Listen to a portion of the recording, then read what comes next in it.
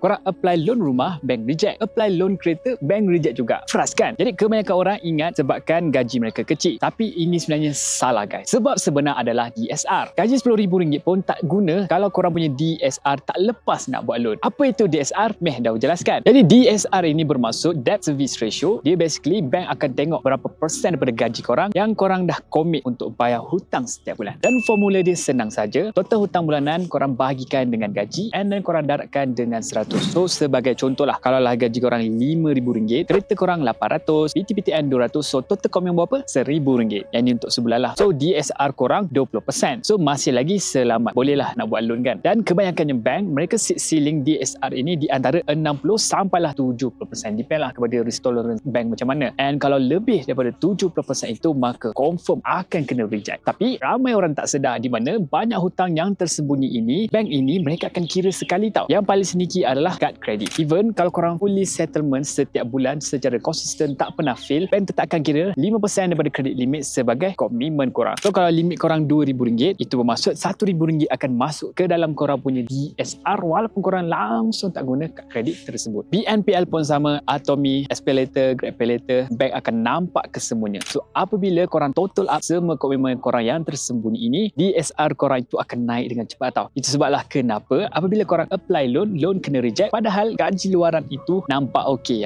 Di sebalik itu ada DSR lah yang menghantui hidup korang. So macam mana nak baiki DSR ni? Sebenarnya ada dua langkah yang paling penting. Yang pertama, sebelum korang apply loan yang besar, korang settlekan dulu segala BNPL dan turunkan korang punya kad kredit limit. Kalau macam dulu kredit limit tinggi ni kira bagus lah. Macam bila-bila masa nak guna senang. Tapi sekarang baru tahu yang dia kacau kita punya DSR. Dan andai kata korang buat semua yang dah cakap tadi, korang punya DSR boleh turun dalam masa 1 ke 2 bulan saja. Jadi senanglah lepas ni korang nak buat loan yang seterusnya. And then yang kedua, korang show korang punya saving buffer. Apabila bank nampak berapa simpanan yang korang ada dan stabil tak ada, maksudnya korang asyik withdraw je. Kalau simpan withdraw pun tak function kan. So kalau korang nampak dia stabil, konsisten, application korang akan automatically menjadi lebih kuat. Even kalau korang punya DSR tu dah level-level borderline, cukup makan. Jadi untuk saving buffer ini, Daus sendiri letak duit Daus dalam Versa Cash Eye di mana dia syariah compliant, return dia stabil, macam Daus dapat dividen hampir setiap hari bekerja, and then senang nak withdraw. Cuma mengambil masa 1 hari bekerja lah untuk betul-betul masuk ke dalam account bank. So kalau korang nak try Versa, daftar Versa guna kod VDAUSDK ataupun tekan saja link di bio ataupun search saja daudk.app. Kalau korang cash in pertama itu minimum sebanyak RM100, korang mendapat RM10 percuma daripada Versa. Jadi guys, dan ingatkan video ini bukanlah financial advice, untuk korang betul-betul tahu macam mana nak setujukan kewangan korang, yang itu korang kena consult lah dengan financial advisor ataupun korang tanyalah korang punya AI kan. Jadi guys, jangan lupa like, share, komen apa yang korang nak Daus cover next. Jumpa lagi korang semua pada next video. Ciao.